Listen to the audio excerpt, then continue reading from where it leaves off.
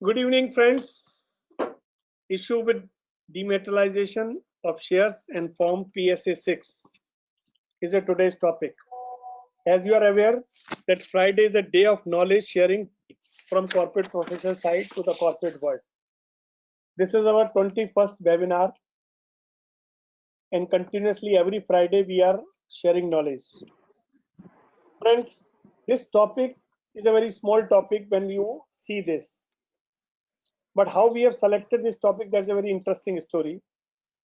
I got some query from some non-professional friend, and I asked my team, they gave reply. Then I got another query from some professional. Then I got 2-3 mails relating to this. So I discussed what is the issue. So my team also told me that this is a very small topic, nothing is there. But I told when people are asking more query and non-professionals and professional both are confused, then there must be some reason. And the reason is very clear, friend. Today, 1472 people are registered with us, and they have sent more than 55 queries to us. And this is an indication that there is some confusion relating to this law, which we have to solve. And we are assuring you, all your queries, we will give answer and we will solve.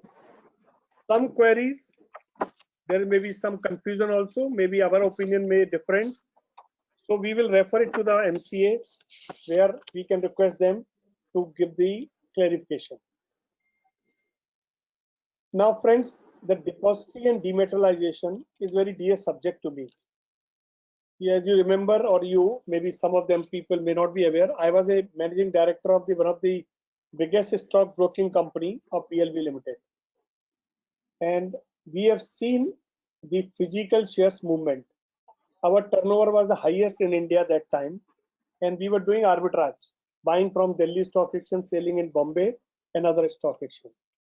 And you will surprise that in our department we were having a separate delivery division, we were having a separate dispatch division, and this is not a normal dispatch. It's a very senior person who's doing all types of dispatch, insurance and various things. Then we were having a logistic division where person was delivering shares by going to Delhi to Bombay and other places. Then the most interesting division which we were having, and that was a very big, one of the biggest divisions, that was a bad delivery division. It was a combination of legal, secretarial and various other things where the people were identifying bad deliveries. Then we have seen T trading plus 45, T45, trading plus 30 days settlement, and T plus 15 settlement. This we have seen now, which is today T plus 2 or T plus 1. I mean, today you do trade and tomorrow or day after tomorrow you'll get delivery or payment. But that was not there because of this dematerialization on physical shares. It was not possible. Friends, my interest in this area was also different, and I have seen experience. When I was chairman of Northern India Regional Council in 1906, we organized first program on depository in India, and we called SEBI ED Mr. Carr. Then in 96, me and Mr. Sanjeev Agrawal, when this law came, we have written first book on depository. Now, when we were doing this research and this work, then I realized, and we were doing a study, that whether the Indian plan will successful with all these problem, and we were comparing world, that how the world experience, and we were finding the world is far ahead. And I'm very happy to see the development. Today we are far ahead with others. 100% dematerialization trading in India. Even all promoters have to keep shares 100%. So this is the structure which we have seen, and this is the position which we have achieved. Now, this new law or amendment in the law of dematerialization of security for physical, the unlisted company, unlisted public company, that is a new point which has come. So friends, I just want to tell you the structure of the program. I'm giving the background of the dematerialization of securities for unlisted company. And after my presentation, Ankit Singhi will take up the technical part, and then we will have a question answer. I have received 55 questions. Some of the question Ankit has included in his presentation, but whatever remaining and whatever new point is coming, you please send it to us. We will give reply immediately. So last half an hour we'll keep it exclusively for your question answer. Ankit, my presentation is visible? Yes, sir. Ankit? Okay. Yes, so sir. Friends, yeah. So the law of dematerialization of securities, it's a concept, is old one, because in 96 when the Depository Act came, okay, it was covering Companies Act, because Depository Act was not only, it's not a single act, it was covering Companies Act, SEBI Act, Indian Stamp Act, Indian Income Tax Act, and Benami transaction. These are the all law affecting, and there was a need of consequential amendment in these laws. So Depository Act came in 96, and the objective of this law was free transferability of security with speed, accuracy, and security. I just now told you that the T plus 15, T plus 30, that was the period. So speed has taken place, accuracy has taken place, security has taken place. Dispense with the transfer deed. I remember when we were doing transactions, there was a restriction that you can't, because all the shares in physical mode were coming. That time the 100 shares was one lot. So if you are buying 1 lakh shares, so you are receiving 1000 transfer deed, okay, and then 1000 transfer deed you have to check, and then you have to deliver. So there was a restriction that you cannot do business more than a few lakhs, which is not, today you can do in multiple crores. One transaction you can buy 10 crore, 20 crore, 50 crore. Earlier it was restricted because of the transfer deed and physical shares. Dispense with other procedural requirement under Companies Act. So that was the objective, because we have seen in one department there are so many people, their secretarial department was there, but there was a shared transfer division was also there. In various companies, 20, 30, 40 people were there, and they were managing this. Now, if you see, this was one of the biggest reform in capital market, and this was one of the impressive and effective things has taken place in securities market. And today, if you see this, our turnover, which was normal, but very small, it has reached to a different level. Today, we are doing trading in billions, and this is possible because of the dematerialization that has happened. Now, if you see the applicability of listed company today, so it is mandatory for listed company to issue security in demat. Then all promoters holding, including past holding of promoter, should be in demat form.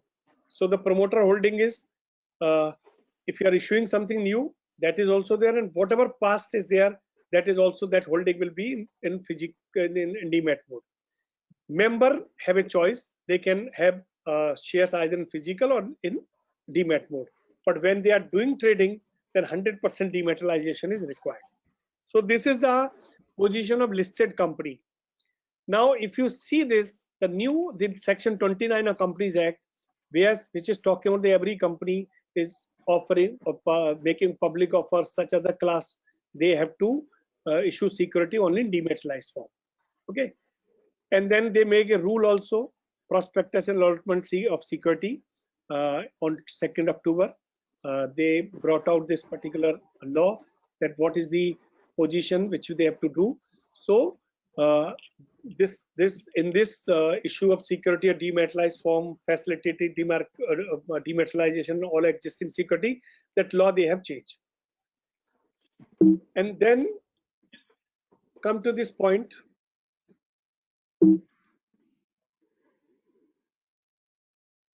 The total number of companies which will cover. If you see the listed companies, 6797 listed companies are there, which are all dematerialization. And in the new category, that is 57,440 unlisted public companies will cover, and their subsidiary companies that will cover. Why mandatory for unlisted company? Why this law has come? What is the reason? So there are 6 reasons. One is multiple set of same shares people were created pledge, and they were giving to different bank, different financial institution for taking loan. Then it was a common practice in family-run companies that either they were not issuing shares, or if they were issuing shares, then it was held in the custody of single person. And then there is a dispute, then the issue is coming. There was practice of allot shares to dummy ghost shareholder, because so many companies has come dummy and ghost shareholder. In listed company also, in public unlisted company. There were dispute of transfer of shares. If there is a dispute, the person who is holding shares, he was controlling this, and then the dispute was going to the court. Shares were issued in backdated, so you can, whenever you require, you can issue shares. If the rate is less, you can issue them on backdated. Avoidance of payment of capital gain tax. Because of this particular thing, you were in a position to do this. So these are the issues which government realized that we have to plug this, and they have seen the experience of listed company. Why mandatory for unlisted company? So underlying intent to make is mandatory for unlisted company to maintain the security in dematerialized form is to check these malpractices, whatever I have suggested 6 point, and reap all the benefit associated with dematerialization of security, which I told, which we have seen. Now these rules were notified with the primary object that they should streamline the issue and transfer of security process in the unlisted company by ousting the outdated process of physical certificate of security, which they have done in listed company. Now, what are the advantages of dematerialization? People, because so many people are criticizing, but we have to understand the advantage. First is ensure holding of shares in respective shareholders' name. So whatever shareholder to whom you are issuing after KYC, the holding cannot change. So you cannot manipulate. Allotment of shares only after person has compiled the completed this KYC while opening the demat form. So there's no dummy and ghost shareholders can be created, because everybody has a PAN number, account, and KYC. Minimal dispute on transfer of shares, because shares are in respective demat account of that person. So you cannot take away, you cannot do this. No risk of loss, mutilation, theft, and forgery of physical script. So that script is fungible, so you cannot take away. Benami holding or issue of shares in backdated totally eliminated, because you cannot issue now if after doing this. Pledging of shares will become fraud free, because you cannot pledge one share and issuing the duplicate share, giving to another bank and another lender. It is not possible. Then the state will benefit by way of capital gain tax, as it will not possible for evade payment of capital gain through Benami holding. So the capital gain tax will increase. This will ensure total transparency in shares related to transaction, thereby causing reduction in dispute and operation cases. If you see operation and mismanagement cases, as per the old law 1956, 397, and now 241, if you see the recent section, you will realize that disputes has reduced drastically because of the various reasons which are there. So, and it will further reduce if it is happening like this. Increased protection of shareholders' right. Shareholders are protected because of so many ills with this. Less paperwork and transaction cost, that is also reduced. No need of split certificate to sell and only a part of security. Earlier they were issuing a stock, so 1 lakh share in one certificate, then you have to split this. You want to take various problems, now you can sell 1 share, 2 share, 5 share, 5,000 share by one go, which you have done in the listed company. Transmission of securities affected by depository participant, so no need of security holder to notify to company and do this, directly you can do. Expeditious service to shareholders, shareholders are getting best services. And the most important thing which I have studied and realized, above all, promoters and all promoters, corporate culture generate confidence in the system and ensure more and more entities to enter organized sector, because this is a easy process, this is a simple process, and I'm finding that future fund raising will also be easy, because when the confidence is there in the system, then it can come. So today, so many P fund, VC fund, they invest money in startup and unlisted company.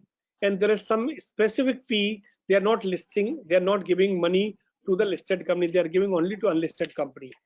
This particular aspect will give confidence to them, and they can realize that ownership concept cannot alienate and cannot take away. Now, if you see this in today's circumstances, listed and unlisted public company, what is the new difference will come? Listed company, fresh issue by demat. Unlisted company, we also you have to only issue demat. Holding of promoter in demat only. But here, only in case demat at the time of issue of new security. If you are not issuing any security, you can keep your holding in demat form, physical form. Holding of existing security holder in demat or physical, that is in listed also and listed also. Further issue of security, demat in both the cases, transfer of security only in demat cases. So that is the changes which you can realize, and Ankit will explain you in detail about the unlisted companies this point. Now, what are the issues relating to dematerialization? Because various questions we have received and various issues are there. So now what are the issues? The first is it involves, which is related to company. It involves additional cost for the company because company has to take ISIN number and then they have to take connectivity. More procedural work, one time it has increased, later on it can reduce. Recurring expense on account of payment of annual charge to depositee and payment of charges of depositee on every corporate action, that is another cost which company has to bear, which is not incurring today. Then what are the shareholders will get problem, they have issue.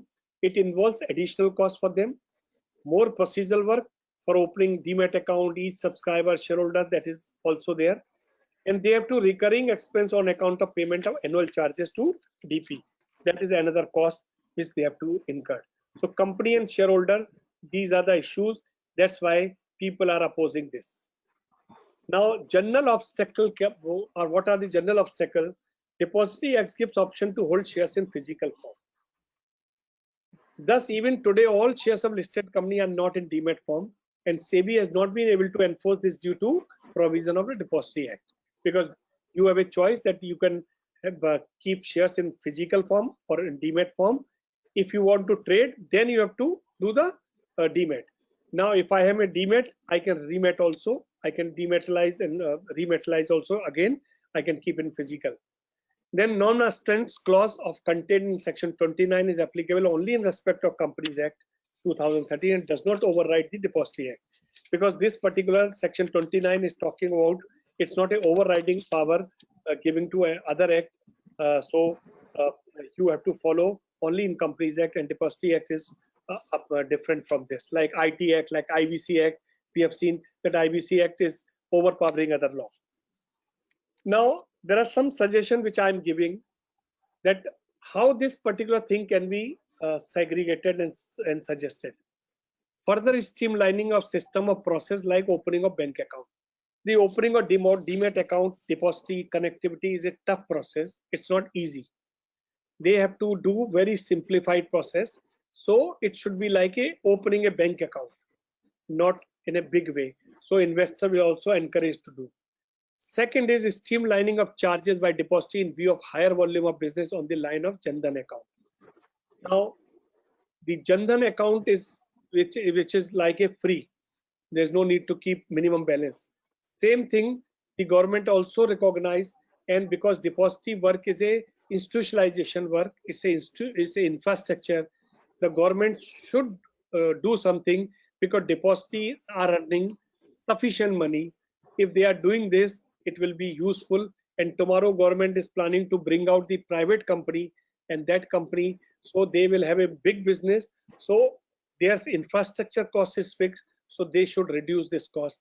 And that was the initial contention of the industry, that depository cost is higher and it should be reduced. And Ankit will explain to you what are the costs you are incurring, and something on Jan Dhan account you can do. Now, way forward. Now, first is the currently dematerialization is mandatory only for the not for the private companies, for the public unlisted company or listed company, but it may be beneficially to private company to provide this facility. A few progressive private companies already adapted on voluntary basis. And when there is a dispute in various private company, they must do it dematerialization of shares. And various company voluntarily they are doing this. And to begin with, this concept may be propagated, extended to private companies, which are not small companies. So some companies are a small company. In India, we have more than 10 lakh companies, small private company, which are active. So these companies, they can make it. Some companies are very big companies. So they can make on the basis of turnover criteria, various other criteria. But the last point which I want to give, the government can make that compulsory of because banks are also taking shares. Banks are also taking as a security. So the demat make it compulsory in respect of private company which take fund from banks, financial institution receiving FDI or P fund and other thing, because now P is insisting about this. So that is automatically going on. So this type of thing, if the government can plan, it can be very, very useful for everybody, and it will be good for this. So friends, this is my some overview, some view presentation. And now my partner Ankit Singhi will explain to you the entire legal procedure. And you have any queries, you can give. Ankit is a partner in corporate professional, and he is a person who knows the practical aspects of company law. He handled more than 500 transactions. He has handled of various companies on corporate law part, due diligence and various other aspects he has done. So he will explain to you about the entire intricacy of this public unlisted companies dematerialization process. Over to you, Ankit. Thank you, sir.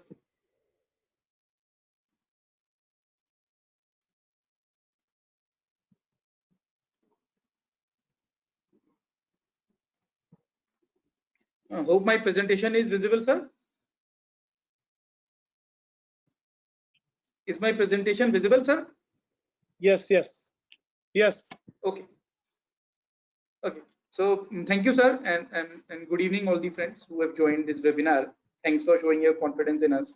So as discussed by sir, we are dealing with very important issues in today's time with respect to demonetization of share and Form PSX and recent amendments in updates in Companies Act. So with respect to demonetization of securities, as sir mentioned, Section 29 of the Companies Act actually empowers the government to prescribe that every company making public offer and such other class of companies as may prescribed shall issue securities in demat form.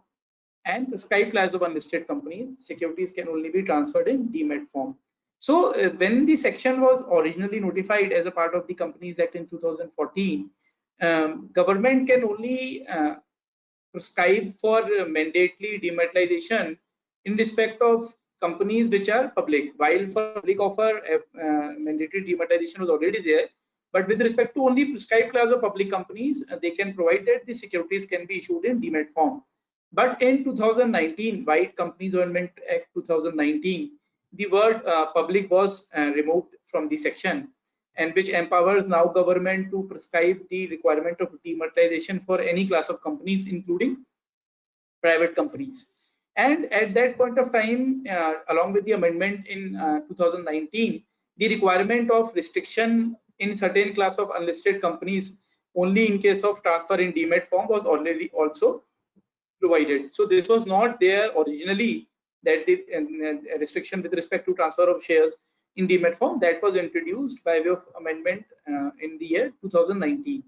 So on account of the powers derived under Section 29, the government introduced Rule 9A under the Companies Prospectus and Allotment of Securities Rule 2014 in 2018 with respect to providing the relevant provisions with respect to how the entire dematerialization of securities will be working, and that is initially that was introduced only for unlisted public companies. So as per Rule 9A, every unlisted public company shall issue the securities only in dematerialized form and shall facilitate dematerialization of all its securities.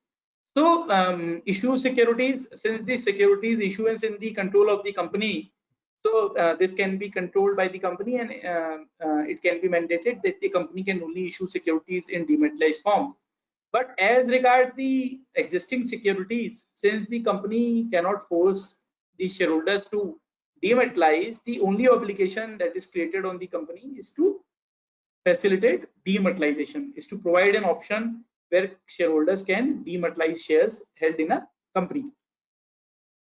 So what are the major obligations? So first obligation is to facilitate dematerialization. So facilitate dematerialization of its existing securities by obtaining demat connectivity. That is first and foremost. Without having demat connectivity, you cannot dematerialize your shares. Then once your demat connectivity is obtained, you have to secure ISN number for each type of security that you have issued. Each security will have an individual ISN number, security specific. Then once you are obtained demat connectivity, you obtained ISN, then you have to inform all your existing security holders that the company has now obtained this facility, and you can reach out to the company for conversion of your existing holding in form of demat.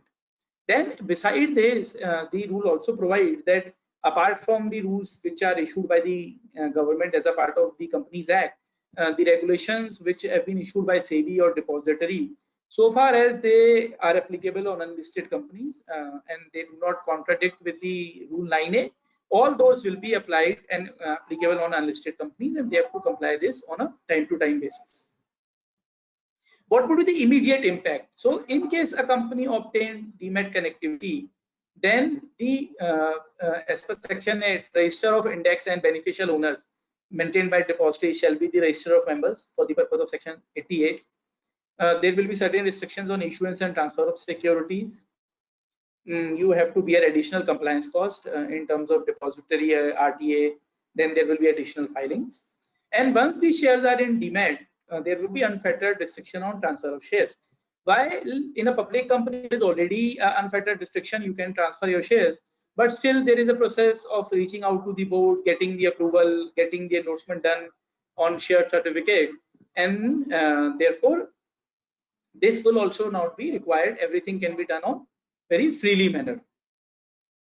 So what's the process of obtaining demat connectivity? So you have to hold a board meeting for obtaining the proposal, approving the proposal for obtaining demat connectivity.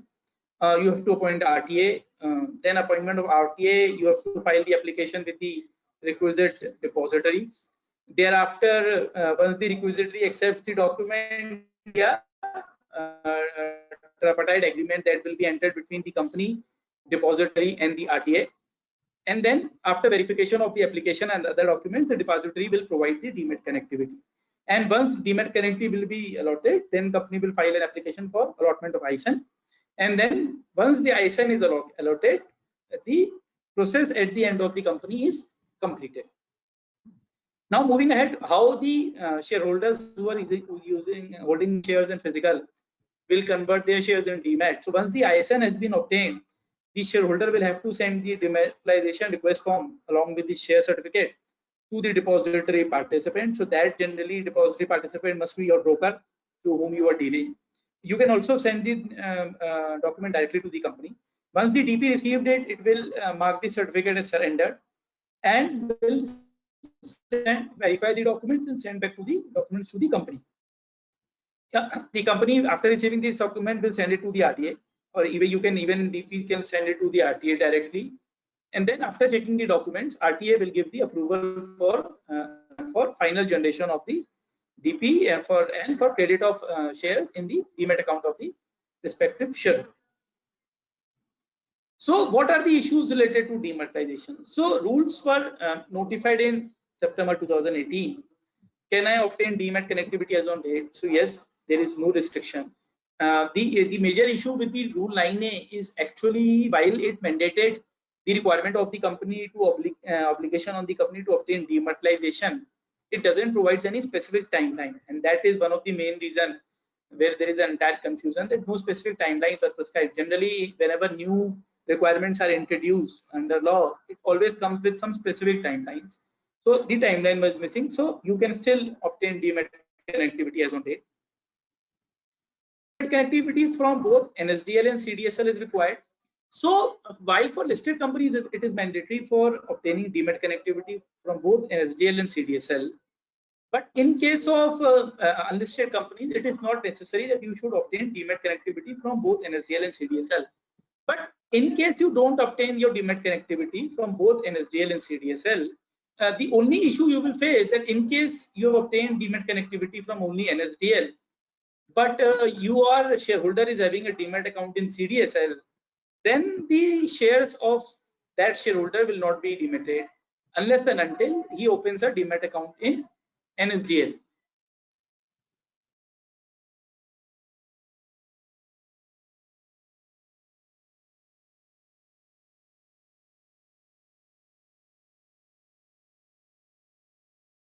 Moving ahead, whether a company needs to amend his article of association for including clauses related to dematerialization. So generally in all the articles, there is a clause that when company will issue shares, it will issue share certificates to the concerned shareholder or the member. But since the requirement of issuing DMAT is providing under the Act itself, so it is a mandatory requirement. So even if there is no clause in the articles of association regarding the dematerialization, the company can still issue shares in DMAT and obtain DMAT connectivity. There is no need specifically to amend the articles of association. Even the depositories don't put this requirement of any specific clause. Then whether a company is required to appoint a registrar and transfer agent. So while it is not necessary to appoint a registrar or transfer agent, but we need to understand that once a DMAT connectivity is obtained, and the process of managing the entire process of converting the shares into DMAT or even converting rematting the shares, there are a lot of things that are associated with the entire process, which will be well handled if there is a registrar and transfer agent. In case you don't, if in case you choose not to appoint a registrar and transfer agent, then you have to specifically procure a software from the relevant repositories, NSDL or CDSL, as the case may be, and that will come at an exorbitant cost. So if you see the cost angle and the facilities that you will avail by appointing a transfer agent, the burden is on a higher side that proceed and appoint an RTA instead of looking to have any software from the depositories. This will create further problems for you. Expected timelines. So once you apply an application, generally a week's time is a sufficient time within which you can get your DMAT connectivity. In general cases, it takes it can also be managed in 2-3 days in case of urgent matters. Can a shareholder maintain its holding in form of share certificates? While there are certain classes, as I proceed, we'll discuss further, that there are certain specific classes of categories of members that needs to be continue to be hold the share certificate, but there is no such specific bar that you cannot continue to hold your share certificate. If you are able to meet that requirement and then later on the allotment has done, now you want to convert your holding into share certificate, there is no restriction. But the benefit of DMAT overrule any requirement of holding shares in form of a share certificate. So it will better once you have dematerialized it to continue using it for a long period of time. How can I create pledge? So as opposed to share certificates, in case of share certificates, you can generally, if you want to create a pledge, you just hand over the share certificates to the pledgee, and then you can the pledge is created. But in case of a DMAT, there is a specific process of getting the shares pledged. You have to file an application, some documents with the depository, and then it will create a pledge on the shares in your DMAT account. And in that case, once a pledge is marked, without the consent of the pledgee, you cannot transfer the shares in any other DMAT account. So that is the process of how you create a pledge in a DMAT case. Now, what are the, as I mentioned, there are certain restrictions with respect to issue of securities. So in case now, once under this rule, you cannot issue any securities unless and until the entire securities held by the promoters, directors, and KMP are in DMAT form. So if you want to issue securities, you have to make sure that the entire securities of promoters, directors, and KMP are in DMAT form before you offer the securities to any person else. In case you want to issue securities to any existing holder, Then apart from the director securities, directors, promoters, KMP, the person to whom this member to whom the shares or securities are offered, his or her entire holding also needs to be demat. In case you're offering the shares to any external party that is not a current member, then the shares can only be offered to such person in demat form. So overall, if you see, you cannot issue any securities, whether by way of rights issue, bonus issue, private placement, but in physical form. You have to issue it in a demat form. Even in case of buyback, you cannot undertake the buyback unless and until the securities of the promoters and directors and KMP are in dematerialized form. But in case of buyback, the person whose shares you are buying back, for it is not necessary that its security should be in demat form. Then what are the issues related to security? In case you they can do issue of securities.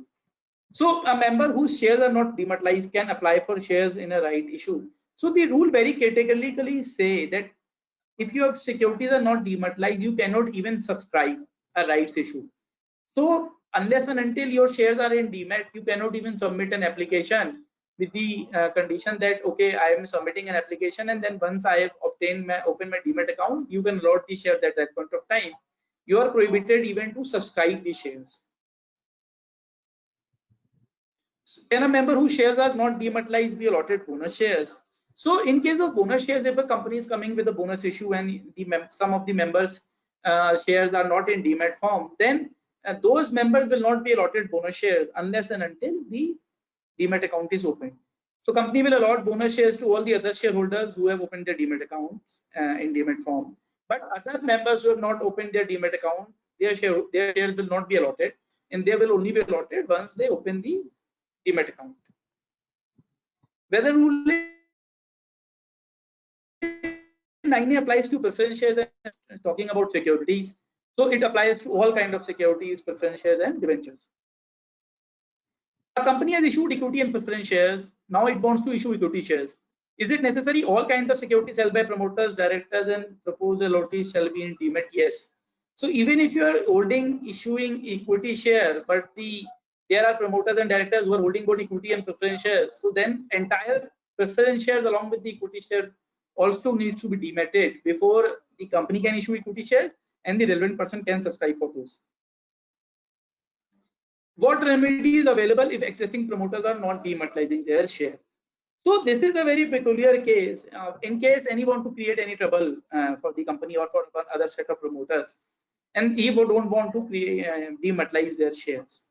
So per se, the rules doesn't specifically provide any remedy.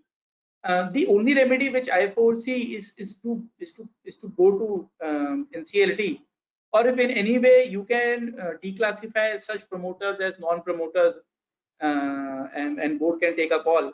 Only that is the way which is available as on date. Otherwise, there is no way available to come out of this situation. You can reach out to, you can go to High Court or other court for the remedy, but no specific remedy is provided. There is a remedy provided under the Act rules also, that you can reach out to IPF, but that remedy is only available to the investor. So if the investor wants and there are issues, company is not able to, promoters are not cooperating in demat, the investor can also reach out to the IPF. We will discuss this later on. So some of the promoter shareholders are not reachable. Company wants to issue fresh shares. What options? So as I discussed, in case if you can reclassify them, generally in closely held companies it won't be possible that promoter shareholders are not reachable. But at a lot of times it happens that at the time of creating a company, employees were allotted some shares and they were shown as promoters in the annual returns, and now you are facing this problem. So the board can take a call to reclassify them as public, and in the next annual return you will not show them as promoters in the shareholding in the annual return. Apart from that, the current rules doesn't provide any other option in this case where you cannot identify the promoter shareholders and their shares are not in demat form. Whether company can split or consolidate shares without having shares of its shareholders in demat form? Yes, because splitting and consolidation does not include the issuance of any securities. So even if the company has not yet obtained Demat connectivity or the shareholders have not converted their shares in Demat, they can still consolidate or split their shares. Now we have discussed about restrictions on transfer and restrictions on issuance of securities. So apart from issuance, there is a restriction on transfer. So with effect from 2nd October 2018, transfer in unlisted public company is not allowed in physical form. It is important to note that now the section empowers when the rules were initially introduced in 2018, the rule at that point of time provided that the transfer can only happen in unlisted public company in Demat form. But it is important to note that at that point of time, section 29 doesn't have any power to empower the government to restrict transfer of shares in Demat. Learning from that mistake, the MCA then amended section 29 by way of Companies Amendment Act 2019 and specifically provided a clause with respect to where they can also restrict transfer of shares in any class of unlisted companies. So with effect from 2nd October 2018, transfer in unlisted public company is not allowed in physical form. So what if there is a transfer which is executed before 2nd October and document has not been delivered? So there can be a very peculiar case, like for example, where the transferor has died after signing and submitting all the documents to transferee, and transferee has not yet submitted the documents, or the transfer is not reachable after submitting all the documents to transferee. Transfer cannot be identified. While the rule doesn't specify any exemption with respect to physical transfer, but I believe that in this case, where the compliance is actually impossible, board can take a call and approve such transfers. But that call has to be taken only in very peculiar cases where the compliance is almost impossible to achieve. I will reiterate, the rules doesn't have any exemptions with respect to documents executed and not submitted to the board before 2nd October. Whether restriction on transfer is applicable on share received on account of death. So in case of death or other transfers by way of operation of law, they can consider as a transmission case, and the restrictions will not be applicable, and then the transmission can still happen in physical share certificates. Whether transfer of securities in Demat is subject to stamp duty. Earlier, before 1st July 2020, the transfer of shares in Demat was not subject to stamp duty, but the Finance Act, I think 2019, amended the Stamp Duty Act, which came effect from 1st July, and now even transfer of securities in Demat is subject to transfer stamp duty. I think it is 0.015% of the consideration on which you have to pay the stamp duty on transfer of securities in Demat. So now we have gone through and tried to look into what are the provisions. So what will be the annual cost if I go for a dematerialization? So an average annual cost, considering that there is the joining fees of 15,000 per depository, there is the annual custody fee of 5,000, considering an average size of company, there is a security deposit of 2 years, and there is the annual RTA cost would be there of average. I have taken a 15,000 considering the rates which are there in the market.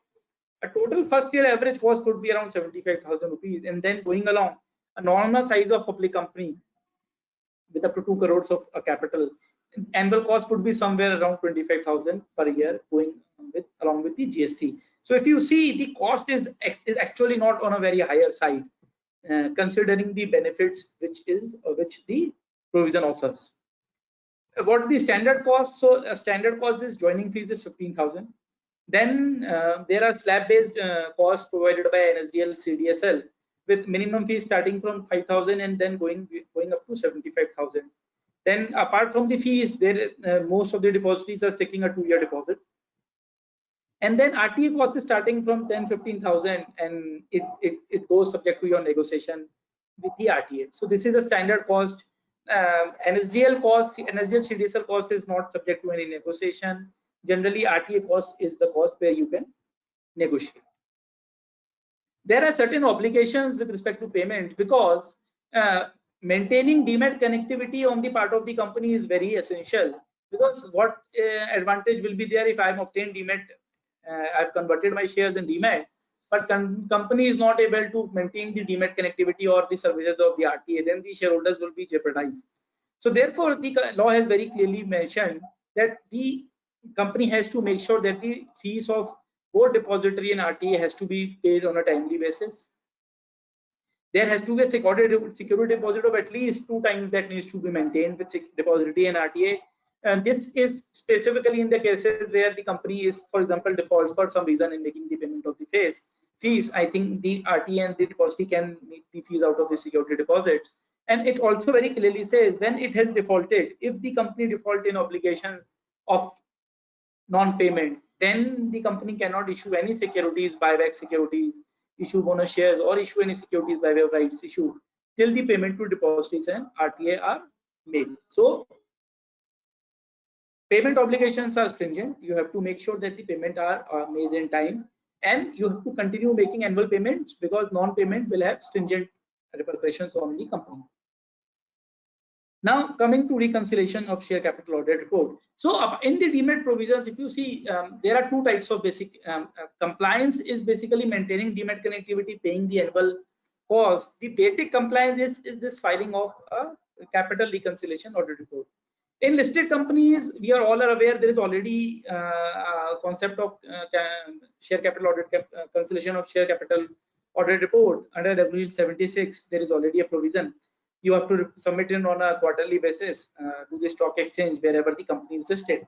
On a very similar lines, the rule 9A provides for issuance of a report under form Part 6, which is in a form of a reconciliation of share audit report. So as opposed to listed company where there is a physical audit report that needs to be filed under the Companies Act, they have come up with a e-form in form Part 6, which needs to be filed with the MCA on half-yearly basis. So the purpose of Part 6 is to ensure that the shares which are held in physically and demat form reconciles with the issued share capital of the company. They are in sync. If they are not matching, that the reasons are informed to MCA. Then demat, and this form is only required to be filed by shares, not for debentures, because it is a share capital audit report. And PS6 has to be certified by a company secretary in practice or chartered accountant. When the rules were originally introduced, PS6 was not there. It was amended in 2018. The rules were amended, I think, 2019, when PS6 were introduced for the very first time. Earlier, it was a reference to Regulation 55A of the erstwhile CP depositories and participants regulations.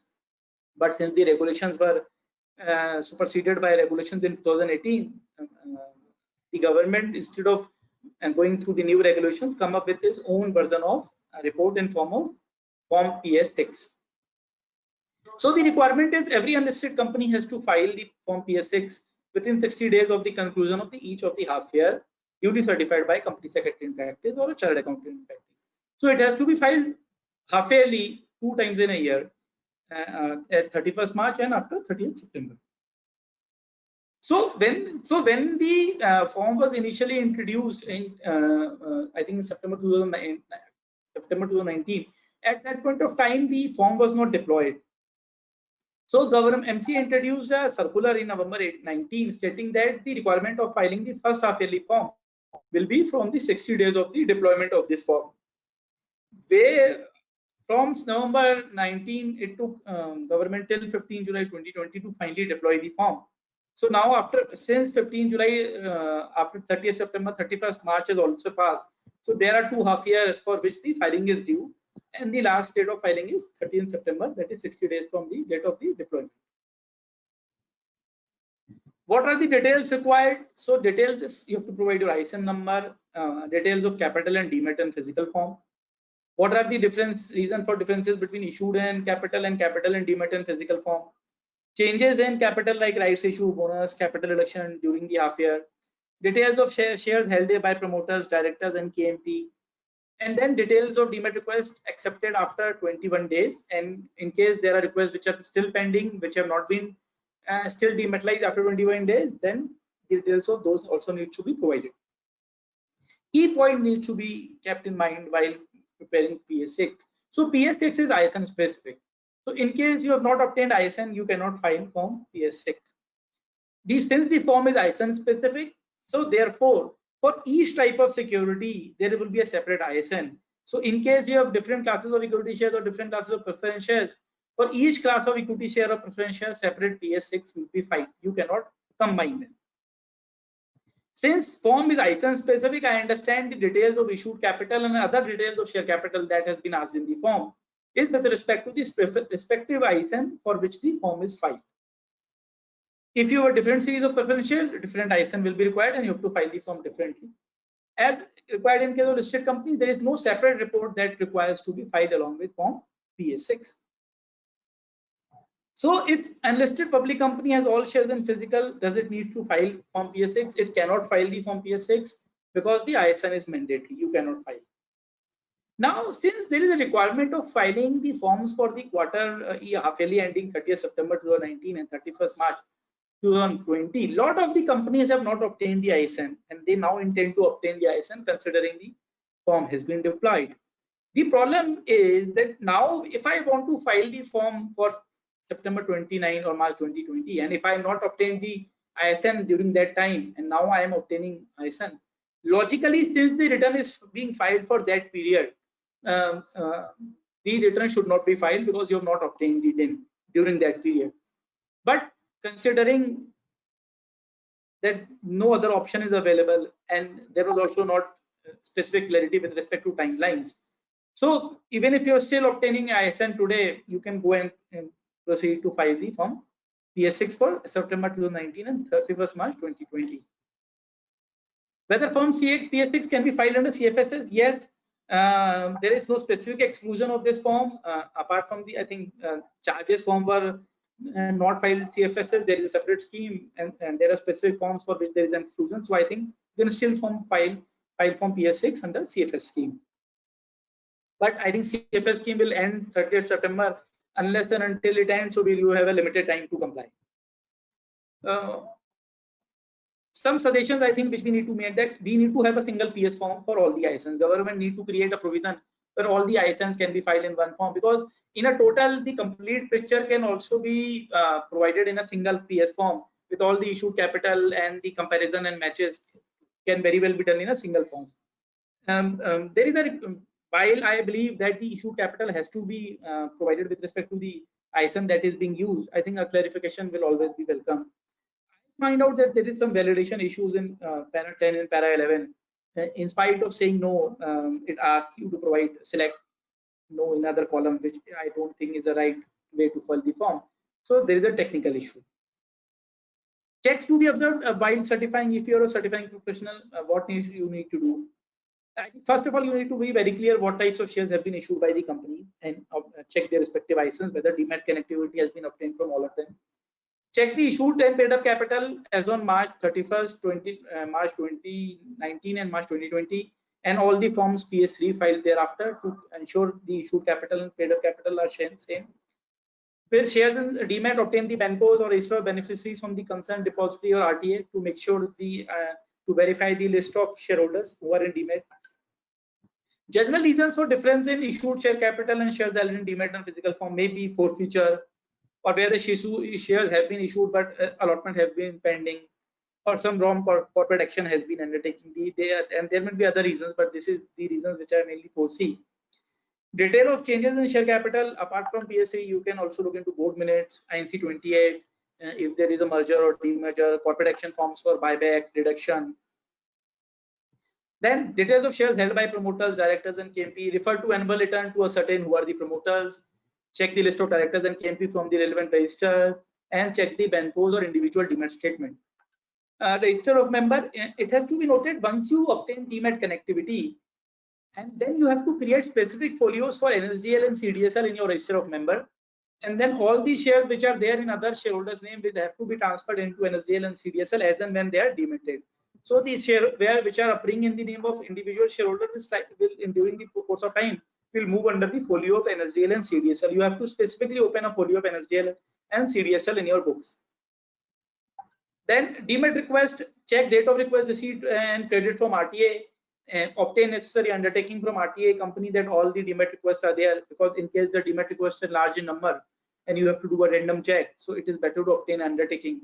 In case you have any specific comment or you have a qualification on the report, There is a specific paragraph in the form which says any other details that the professional signing this form may like to provide. You can provide all those details, or you can even create a separate report document and attach it to the form itself. Grievance of security holders. As I discussed, under the rules, it says that security holders can take their grievances, if any, with the IPF authority. They have created IPF authority as the regulator for grievances of shareholders with respect to dematerialization in unlisted companies. IPF authority on complaints can initiate action against the depository participant. So as I mentioned, there is no such power under the IPF authority to initiate action against the company under the rules. And foremost, under section 125 or even under the IPF rules, IPF, the government has not been empowered to grant such powers to IPF to act as an authority for handling grievances of shareholders with respect to dematerialization of shares. I don't know from where this power is coming to IPF under Rule 9A. The governing section, the rule doesn't provide any such power, and no procedure as on date has been outlined by IPF for filing such complaints. So it is not clear how these complaints will be filed. So there are certain class of companies who are exempted from the entire Rule 9A. In case of a government company or a Nidhi company or a wholly owned subsidiary company, they are not bound by the Rule 9A, and they are not supposed to mandatorily obtain the DMAT connectivity. Some issues, whether exempted entity, if had dematerialized its securities, is required to comply with Rule 9A. No, you are not required to comply with Rule 9A. Whether wholly owned subsidiary can allot securities to a third party in physical. So at the time of allotment to this third party in physical, only after the allotment your status as a wholly owned subsidiary will cease. So till the date of allotment you are a wholly owned subsidiary, so I think you can still allot the shares in physical. Whether a holding company of a wholly owned subsidiary can transfer shares to a third party in physical, yes, as I said, since only after transfer the cessation will happen, therefore the holding company can do so in physical form also. One thing is also important, that the rule is applicable to unlisted public companies, it also applicable to private companies that are deemed public companies. Now, most important thing is whether dematerialization of shares is a mandatory requirement. So if you see the overall scheme of the rule, it says that there is a mandatory obligation on company to facilitate. There is a complete restriction on allotment and transfer of securities in physical. Even Form PS6, which is need to be filed, can only be filed if there is an ISN. So if you look at the entire rule, it seems that the intention of the government and the reasons which Pawan sir has also mentioned, seems that the intention of the government is to mandate the requirement of obtaining the DMAT connectivity. So from the rules, it appears that there is a strong case that DMAT connectivity has to be obtained. But what if the shareholders don't want to obtain DMAT connectivity? I think in case of closely held public companies, there is a very good case of not going for DMAT connectivity in case the shares are being held by family.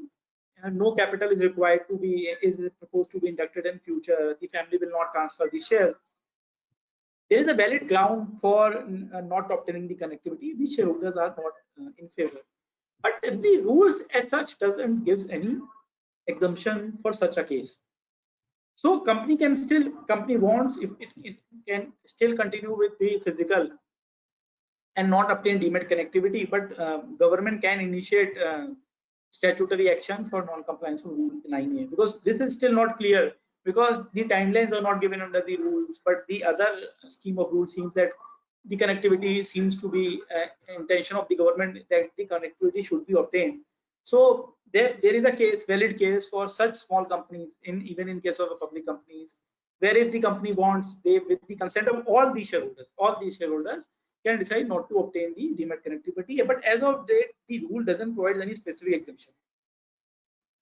Penal provisions, so there is no specific penalty prescribed for section 29 or Rule 9A, and there is no specific penalty for the entire chapter 3. So I believe the general provisions of section 450 will be applicable in case of any non-compliance of the penal provisions, or in case the company comply with the rule 9A of the Demat rules. Sir, you can take it forward.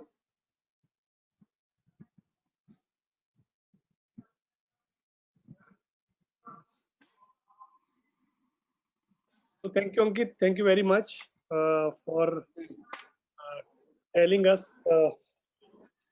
Now I have received more than 60, 70 questions. So some questions are repetitive. Okay. So I'll request my team to just manage it. Now I'm starting these questions. Ankit, these shares to be held in demat form is exempted for government companies. However, companies promoted by government companies and their entire share capital is held by two more government companies in equal ratio do not fall within the definition of government company. Whether the exemption is applicable for such companies. Sir, under the erstwhile Companies Act, such companies were also treated as government company. But under the new Companies Act, such companies are not treated as government companies. So as such, the exemption will not be applicable for such companies. They have to obtain demat connectivity. Okay. And that is also logical also, because if the company is not government company, so you can't define that this is a government company. Okay. The equity share of the company are in demat form. The preference shares consist of three different series. One is convertible preference shares and two other redeemable preference shares. Is it required to convert these preference shares into demat? Yes. Okay. Can a single shareholder of company share in physical form? So the requirement of conversion will only happen in case the company wants to issue securities. Only then you need to convert. If the company is not coming out with the an issue of securities, you can still continue to hold it in physical. Okay. Can a single shareholder of shares in physical form demat the shares which is in single name and name of his wife, that is joint name? Sir, joint demat account I think needs to be opened in that case. Okay.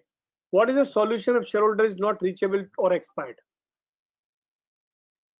Sir, as such, the rule doesn't provide any solution. In case I think other shareholders won't be any issue. The only issue is with respect to the promoters and the directors, or the KMPs. KMPs and directors are also not issue. The promoters are the issue.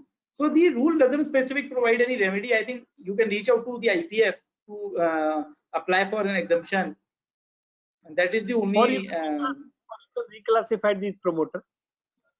You can reclassify. If they are not reachable, then probably you can reclassify. Okay. What should be done in case of shareholders is not interested in demat and wants to surrender forfeit the shares having negative valuation? Sir, can you come again? What should be done in case shareholder is not interested in demat and wants to surrender forfeit the shares having negative valuation? Sir, forfeiture of shares is something which is with the board. So that's the call the board can only take. I think this question somebody is asking, if a shareholder is not interested, he can keep it, because only in public company. Ankit, your voice is not coming. Yes, so, sir. I'm saying normal shareholder, if he's not interested, so there's no effect in this, because if he's participating, unless and until he's a promoter, there is an impact. If he's just a normal shareholder, it doesn't affect him, unless until he wants to subscribe shares of the company in future. Okay, you mentioned that bonus. Suppose company is issuing bonus, and I'm not dematerialized my shares. It means I will lose my entitlement. You will not lose your entitlement. As and when you obtain the demat connectivity account, you open the demat account, you have to inform the company. The company has to allot your shares. So your entitlement will never go. It will, the process of allotment will be deferred. So it will be kept in abeyance. Yes. Okay. Now, what is the clarity of law? Promoter is issuing some, because as per this unlisted company, promoter can keep its shares in physical form. Now they are bringing out some issue, so they have to materialize. After issue is over, can I rematerialize it again in physical form? There is no restriction. There is no restriction. So what is the purpose of, it's not a defeat the purpose. So they have not specifically provided for any prohibition. The only thing is, and at any point of time you issue securities or you undertake any corporate action, either the allottee share has to be demat and promoter directors and KMPs have to be demat. So every time they have to demat, every time they have to demat. If they want to go into that circle, they can. Okay. Now I'm asking some question which public company is not carrying any business and intend to apply for a strike off, hence did not obtain ISN number. For filing PS6, ISN number is mandatory to be mentioned. How should we file the detail and comply with the provision? I think it will be better if you can file the application of striking off before the last date, and even after the 13th September, you can go for striking off, and you can justify to the registrar that it doesn't warrant you to obtain the connectivity. Okay, because I have already filed my strike Yes. off. The shares of public company cannot be transferred except in demat mode. But if the shareholder is foreign entity and does not have PAN and demat account in India, then how the shares can be transferred by them? Sir, even foreign shareholders can open a demat account. So they have to open a demat account. There is no exemption to any shareholder. Okay. How to verify? Here I will just tell everybody, in New Companies Act 2013, earlier Companies Act has starting with exemptions, that this law is not, this section is not applicable, but in this Companies Act, everything applicable to all. So wherever they have given exemption, they have specifically mentioned. That is very clear point. How to verify title of shares held dematerialization form? So title has to be verified from the share certificate. Okay, this person is asking, the purpose is, suppose my shares are dematerialized, so the dematerialization taking place after the due consideration and the all KYC. So once it is in demat form, it is my authorization. It is my yes, and for demat, you have to submit your share certificate. Only after verifying the share certificate, the shares can be dematted. So indication entry in the demat is a indication that I'm the owner of the shares. Yes. Okay. Post dematerialization, whether companies are required to maintain the cancelled share certificate and proof of payment of stamp duty? I think they should for some period of time. They should. Okay. In the absence of cancelled share certificate, shares transfer deed and proof of payment of applicable stamp duty, whether title of shares held in dematerialization form can be verified? If yes, how? I don't think in case if share certificates are not available, I don't think dematerialization allows without share certificate. So you have to go to the company first, obtain a valid share certificate, and then only you can obtain a dematerialize those shares. Just by transfer deeds, the shares will not be dematerialized. Okay, or I have to go to the court to prove this, to prove my ownership. Yes. Okay.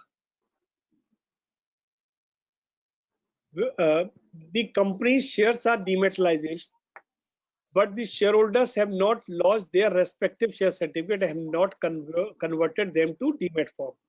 Since the shares of shareholders are not yet dematerialized, we are filing the same in point number 5D, held in physical form, that is in PS6. Okay.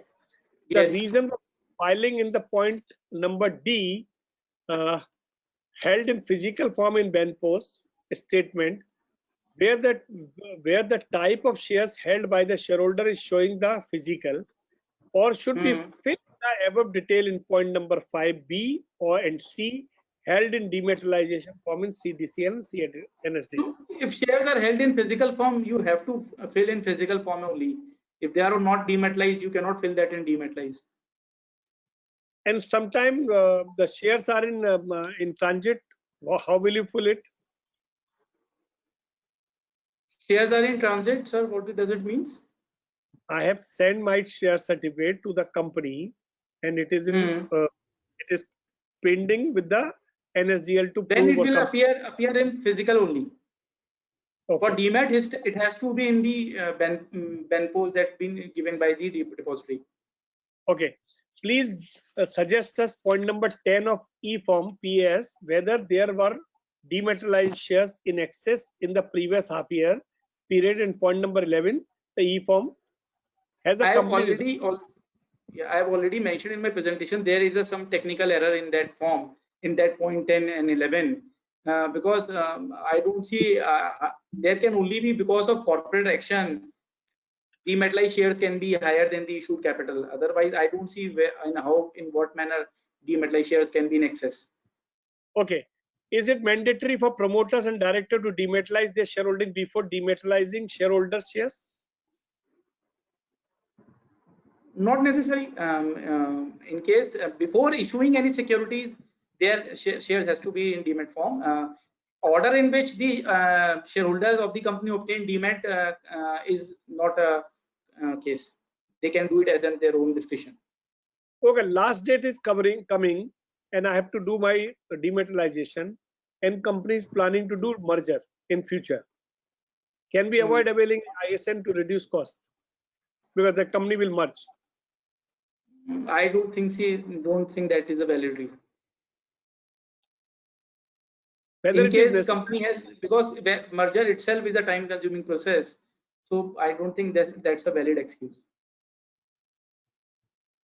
Whether it is necessary that article of association must contain dematerialization clause if necessary. I have answered in a presentation, it is not necessary. What is the difference in stamp duty on transfer of shares made in physical form and dematerialization? Is it really beneficial to shareholders and company to hold shares in demat form? So as on date, there is no difference in transfer, stamp duty on transfer of shares in physical or demat. Can I file multiple PSA 6 as a link from a form on MCA portal as company have multiple ISN? I don't think there is a facility of link filing. I think you have to file it separately. Is filing PSA 6 applicable for wholly owned subsidiary private company of a listed company? Yes. Wholly owned subsidiary of a no, it won't be. I'm again asking, is filing PSA 6 applicable for a wholly owned subsidiary private company of a listed company? No. Okay. PSA 6 required detail of CS, but at the time of filing form CS credential are changed. Do I need to mention current CS detail or CS who was associated as on date of period of filing? I think since you are filing it for the specific period, the set details need to be filed. No, but I think he has to file the CS of today's, not the old one. Sir, actually the return is of 30th September. So information is going as of 30th September or 31st March. So it is not very clear whose detail should go. Logically, it should be today's, but legally, if you are filing a return for a particular date, then the information as on that date needs to be filed. Because form is silent on this, so we can tag this issue and ask the clarification from MCA. Okay, so that point, whoever is asking, we will try to get the answer from MCA. Can you re-explain PSA 6 and CFSS? So PS6, what I mentioned that in CFSS, there are certain forms that are excluded, apart from which all other forms can be filed under the scheme. So I believe that even PS6 can be filed under that scheme, but you won't be getting much time because 30th September is the last date for filing PS6, and 30th September is the last date of the CFS scheme. So you will have only I think 16 days to take advantage of CFS. Okay. Unless and until it is extended. Okay, and the next question. Our BENPOS is not available as on date due to non-cooperation of CDSL member. So can we file PSA 6 without them as its private held group? If you are sure with the details available with you, then you can file. Okay. If the ISN of company has been generated and still some promoters shareholders are not in demat, Is there an issue? No. Okay, I have a private company and I'm filing my my dematerialization of shares. It is not required. Voluntary, I have done it. Is PSA 6 is compulsory to me to file? No. Why? Because the Because if rules, the requirement of filing rules is only under Rule 9A, and Rule 9A is applicable to unlisted public companies only. No, that is not a. But I am doing voluntary. So if I'm doing voluntary, Sir, then but how? voluntarily, but the requirement is only on the companies which are covered under Rule 9A. But how will I will reconcile my dematerialization and the physical shares? Because I can say. Sir, MCA doesn't want to know your reconciliation because as on date, their rules are not applicable on you. So they are not concerned with your reconciliation. My opinion is it should be filed, but you can check with the ministry, okay?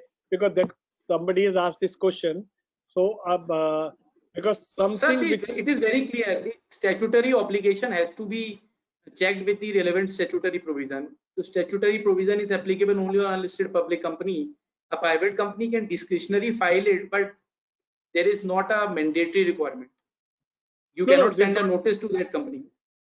okay. If Discretionary, anybody can file whatever he wants to file the form. if the private company wants to issue non-convertible debenture, does it have to demat the shares? No, unless and until it's a subsidiary of a public company.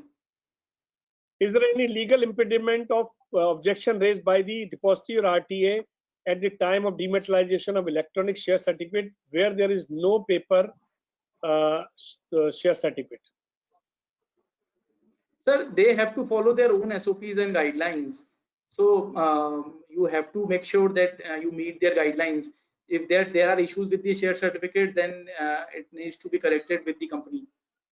Okay, kindly suggest the point number 15, common agency for share registry work of PSA 6. So that means you appointed an RTA. Okay. If you appointed an RTA, you have to select yes. Okay. Or if you are doing yourself, then no need to do this. No. Okay.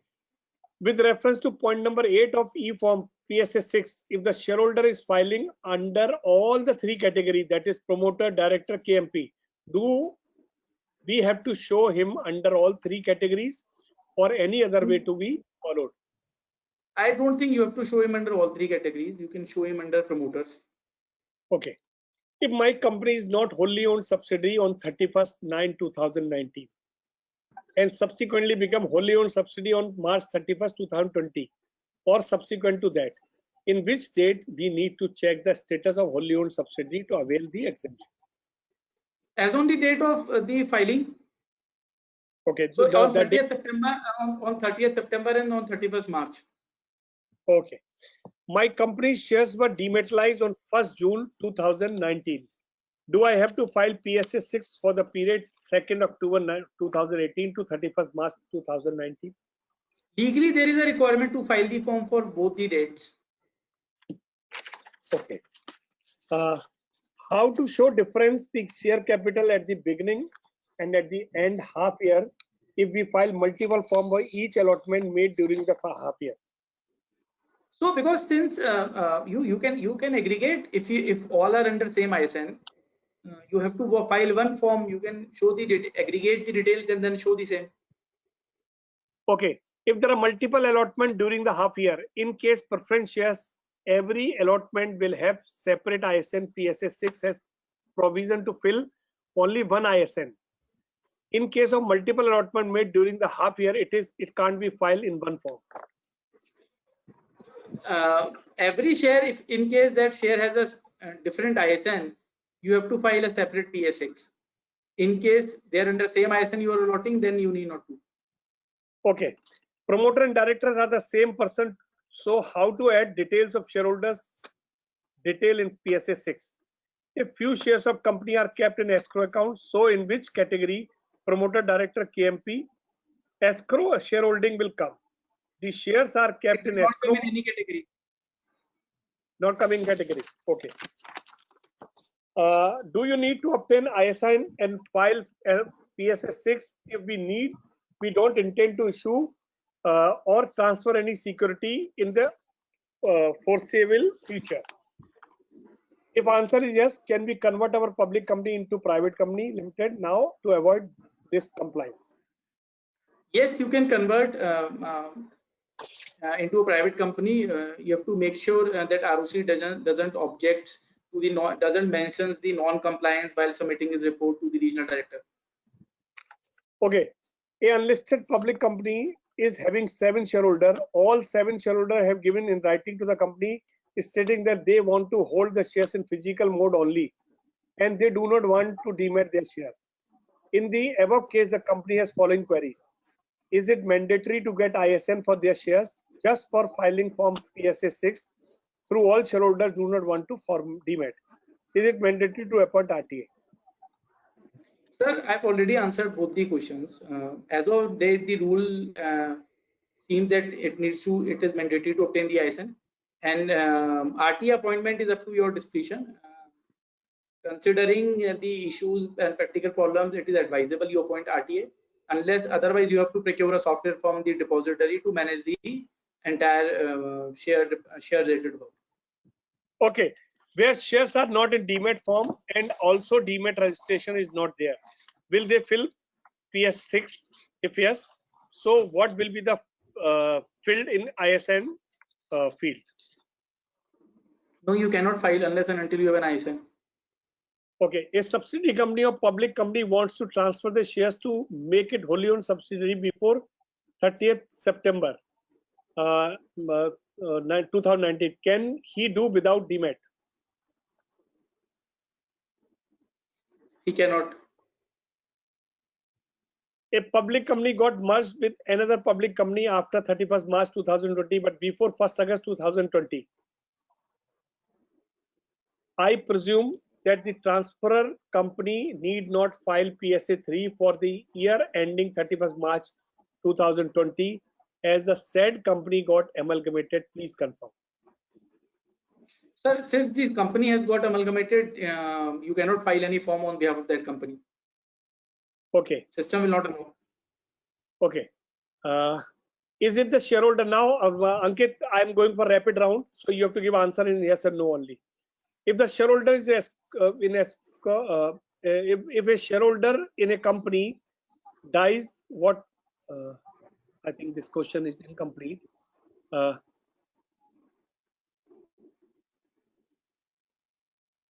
Can a wholly owned subsidiary of a limited company require compulsory demat? No.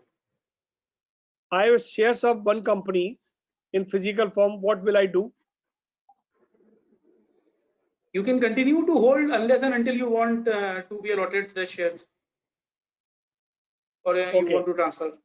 Kindly show some light on number of shares issued and total number as a percentage, how we can fill the detail. So, for example, if you're filing a equity share capital form for equity shares, and there are preference shares also, I think since the form totals, form checks the total of shares held in demat and physical with the issued capital. So you have to provide the detail of the issued share capital of the relevant ISIN only. So in case you have shares of, in case of issued equity and preference shares, and you are filing a form for equity shares, I think you should file the issued share capital of only equity in that form. And when you file for preference shares, you have to file the relevant issued share capital for preference in that case. Because otherwise, if you file the total in all the forms, there will be a difference. And you have to give the answer of the difference. I don't think the intention of the form is to identify the difference on the said account. Okay. Company has obtained its ISIN after December 2019. Whether do I need to file for first half PSA 6? Legally, I don't think it should be filed, but I'll advise better to file it. Okay, if we have all shares in physical form, still we have to file PSA 6? If the company has obtained demat connectivity, yes, you have to file it. If I'm not? then you cannot file unless and until you obtain demat connectivity. Okay, but now it is a compulsory, so company has to file compulsorily. Yes, it seems so. So the answer is that every company has to file PSA 6 because it's a compulsory Yes. now. Okay. A subsidiary company of a public company wants to transfer the shares to make it wholly owned subsidiary before 31st/9/2019. I think already answered. Okay. Public company got merged with, this is also there. Is there any specific reason why a shareholder who is falling under all the three category, promoter, director, KMP, be shown under promoter only? I think only reason which I foresee that, for example, there is 1 lakh issued share capital, and then 1 lakh issued share capital is held by the promoters, who are the directors. So if you mention 1 lakh, 1 lakh, 1 lakh on all the three columns, it will be 3 lakhs. So it will give a confusing information that the issued share capital is 1 lakh and the shares which are held by 3% is 3 lakh. So for just that clarification, I thought it will be better if we can give it in the most appropriate category. Very interesting. If the form not showing any validation error, you can. Okay. Is a BENPOS issued by depository sufficient evidence to of title of shares? Yes. Is PSA 6 required for public company, private company whose shares have been demat? Is PSA 6 required for private, which you have given answer? We need to file two forms, one for 1st April 19 to 30th September 19 and 1st October 19 to 31st March 2020 within 30th September 2020. Is Yes. PSA required for public for private company whose shares have been dematted? So you are saying No, even not if mandatory. okay.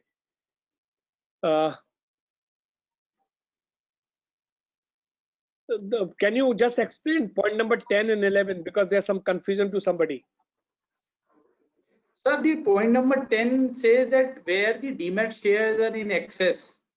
So the demat shares can only be in excess when there is an incorrect corporate action, because unless otherwise, how demat shares can be in excess of the paid up capital? Okay. Unless some shares have been forfeited or some other reasons. Okay, is it compulsory to have an NSDL and as well as CDSL connectivity? I replied in my presentation, not necessary, but it will have some practical difficulties for the company. Okay. My company had unlisted public company had passed a board resolution for right issue on 4th March 2020, but due to varied demat account in CDSL NSDL, there was a delay in filing. The shares were dematerialized on 16/4/2019. Although the allotment was done in demat and CA form were filed, is it a default now? Why it is a default? Because they are saying it's a delay filing of on 16th April. Sir, this is a delay on account of procedural reasons. If generally it takes hardly 1 or 2 days. So in case there are reasons which are beyond control, I don't think that would be a default. You have allotted shares. There is a demat account also. Allottees have demat account. You have initiated the process. In case for procedural reasons, there is no issue, and there is no such timeline of credit of demat shares in that account on after allotment.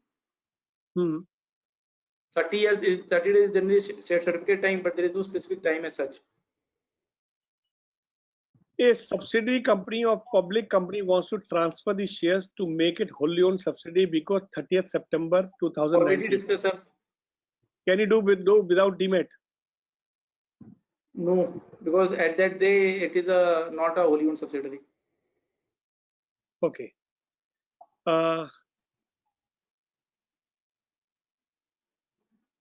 Okay. Now, Ankit, I think we have given almost all the answer which we have received. Okay. Various questions which we are receiving that you have covered in your presentation. So, friends, now what I'll suggest you, whatever questions relating to this dematerialization of shares and PSA 6, Ankit has given all the answers, and I have raised various queries which people have asked me. Ankit has given. But even if any questions which you think is not answered, or there is a confusion, there is a issue, you can send a mail to us, because you have asked some queries and the facts are not clearly mentioned, so the answer may not be clear to you, because the facts are very you have given a very few facts. So if with the facts you can give, we can reply to you. So with this, we are closing today's session, and I thank Ankit for explaining each and every point and giving a very lucid and nice presentation. Though this topic was a very small topic, but the queries were multiple. It is connected with the foreign companies directorate, it is connected with companies, private companies, form filed, late filing, merger, demerger, various issues are there. So we have tried to cover all the points which are there. And very interestingly, now this is an indication that whatever law is coming, whether say a small law or something, the multiple concept, multiple issues are there with everybody. I think this is a one, we were organizing program on a bigger topic. Now we have organized a very small topic, and we realizing the number of people who have participated, number of questions which we have received, that give a good encouragement. So thank you all for attending this program. Now I am just informing the next few webinars we have recently concluded on right issue on set-in credit, and we have realized the right issue government or SEBI has given lots of relaxation, but when we have done the right issue, it is really a too much issues, so many hurdles has come. Now to share our experience, and we will try to call some other people also, those who have done the right issue, and we will organize our next webinars on this, and then another webinar on corporate fraud we are doing, because today you are seeing, if you are doing IBC, then it is going to the SFIO. If it is a listed company, then SEBI is doing investigation. If it is other aspects, income tax is doing something, then it's a PMLA issue which is available everywhere. So the corporate fraud is taking place, and this fraud is now very tough as per 447 of Companies Act, and that is a very severe punishment they are prescribing.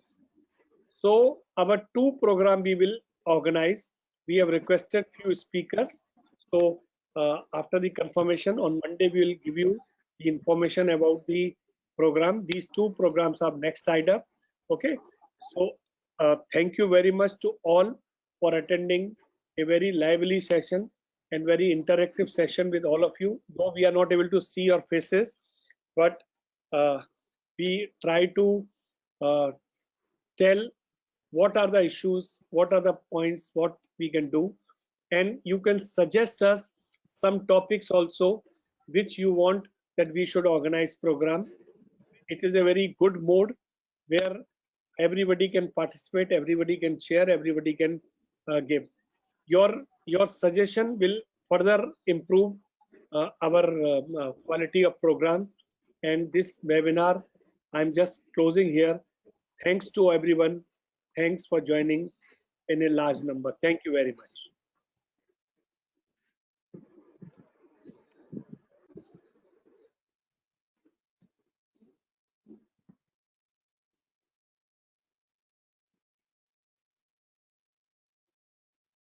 Vivek?